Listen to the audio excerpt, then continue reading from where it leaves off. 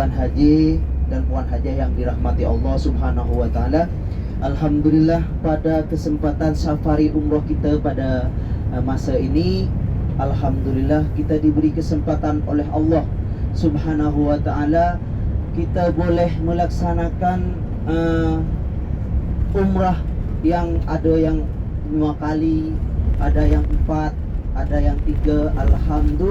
Alhamdulillah. Dan di masa ini, pada hari ini kita akan melaksanakan umroh. Mungkin pada masa yang akan datang, bulan yang akan datang, tahun yang akan datang, kita akan melaksanakan umroh lagi.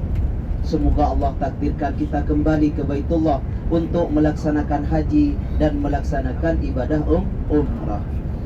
Tuan Haji dan Puan Hajah yang dirahmati Allah Subhanahu wa taala, dan juga tak menutup kemungkinan masa ini, masa saat ini, umrah hari ini adalah umrah yang terakhir. Itu tak menutup kemungkinan, karena kita tak tahu kapan Allah akan memanggil kita, kapan Allah akan memanggil kita untuk menghadap Allah. Kita dicabut nyawa kita tu kapan, kita tak tahu pula. Kita bersyukur dan semoga Allah sehatkan dan kembali untuk melaksanakan ibadah umrah di masa yang akan datang, bulan akan datang, dan bahkan tahun-tahun yang akan datang, insya-Allah. Semoga Allah sehatkan kita semua. Tuan Haji dan Puan Hajah yang dirahmati Allah Subhanahu wa taala, para tetamu Allah dan para tetamu Rasulullah, kita sudah lepas melaksanakan niat, menjatuhkan niat. Kita sudah mengambil mikot, dengan melafazkan kalimat nawaitul umrata wa ahramtu biha lillahi ta'ala. Maka sejak masa itu kita melafazkan niat, maka semua pantang larang ihram itu sudah mulai kena berlaku. Pertama, untuk tuan haji tak boleh mengganti kain ihram dengan baju yang berjahit. Itu untuk tuan-tuan. Untuk tuan-tuan dan puan-puan tak boleh memakai yang harum-haruman, berwarna harum, berbau harum. Itu tak boleh. Membuang anggota badan, gunting kuku, cukur rambut, motong rambut, bahkan intinya membuang anggota badan, rambut, kulit kelupas, itu juga tak boleh. Juga tak boleh mencabut tumbuh-tumbuhan yang ada dekat Mekah, itu tak boleh. Juga tak boleh pula tuan haji dan puan hajah itu membunuh hewan.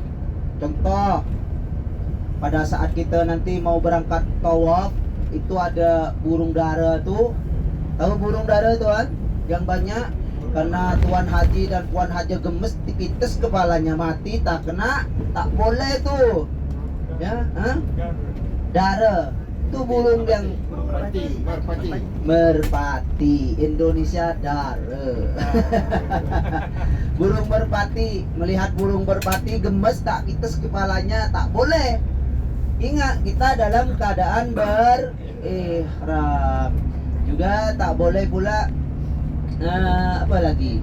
Banyaklah pantang larang ihram yang sudah dijelaskan oleh guru-guru kita yang ada di Malaysia.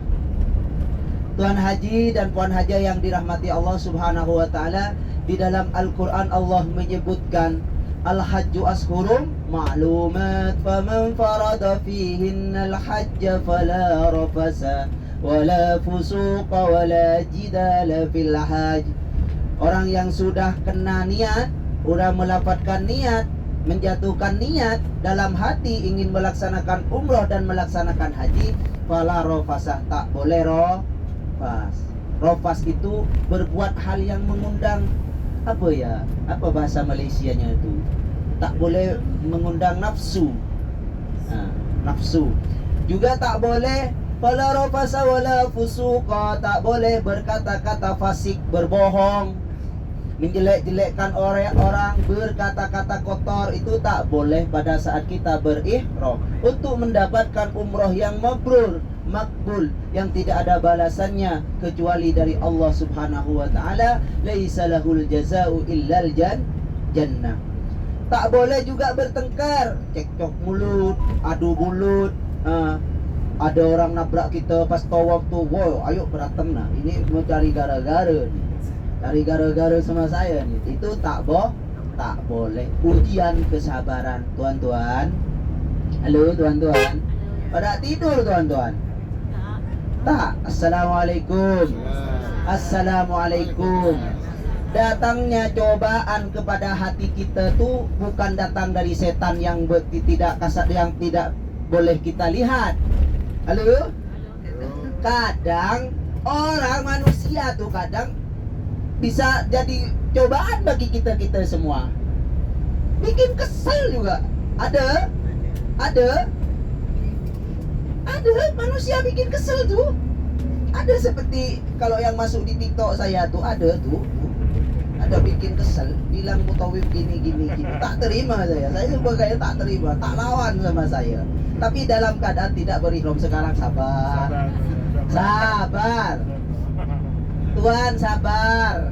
Sabar itu saking mulianya amalan sabar. Perbuatan sabar itu saking mulianya sampai Allah firmankan di dalam Al-Qur'an, innallaha ma'as sabirin. Kenapa sabar itu sampai ditulis di Al-Qur'an? Karena mudah diucapkan, sulit untuk dikerjakan. Allahumma sholli ala Muhammad. Ini kalau tuan-tuan yang ada di PAS nih, Masya Allah, sabar semua. Alhamdulillah. Ini buat Puan Haja. Halo Puan Haja. Kita tuh kalau jalan ke negara lain, mana Malaysia, Korea atau apa tuh, kalau kita melihat sesuatu cocok sama hati kita, ya. Halo. Ini saya dukung tuan-puan nih. Halo. Tuan-tuan jangan ikut ya. Kalau ada yang cocok sama hati kita, lebih baik menyesal membeli daripada menyesal tidak membeli. Paham tuan? Lebih baik menyesal belanja daripada menyesal tak belanja. Menyesalnya sampai Indonesia kalau tak belanja. Paham sudah? Contoh, ada roti itu, wah roti bagus nih, di Malaysia tak ada nih. Beli tak? Kalau tak dibeli yang sudah cocok tuh, kepikirannya sampai Malaysia. Tapi kalau dibeli tak cocok, wah sudah dibeli. Yang penting alhamdulillah. Tuan-tuan, ini Ustadz ini bikin tambah pengeluaran nih. Allahumma salli ala Muhammad.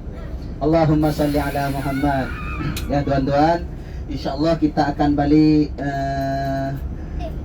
ke hotel setelah ini. Insyaallah nanti kumpul jam 2 setelah sholat Zuhur.